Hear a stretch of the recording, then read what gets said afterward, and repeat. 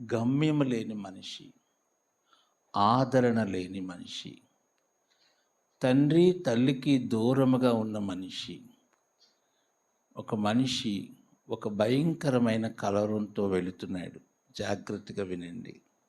మీకు ఈ మాట అర్థమైతే మీకు ఎక్కడ లేని సంతోషం వస్తుంది. కలవరంతో ఉన్న మనిషి, గురి లేని మనిషి, ఆదరణ లేని మనిషి,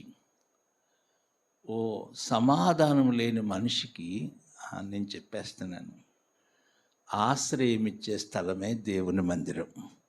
దేవునికి స్తోత్రం కలుగును. గమ్యం లేని మనిషికి గమ్యాన్ని చూపించే స్థలమే దేవుని మందిరం. ఆదరణ లేని మనిషికి ఆదరణనిచ్చే స్థలమే దేవుని మందిరం. జీవితంలో నిరీక్షణ లేని మనిషికి నిరీక్షణ ఇచ్చే స్థలం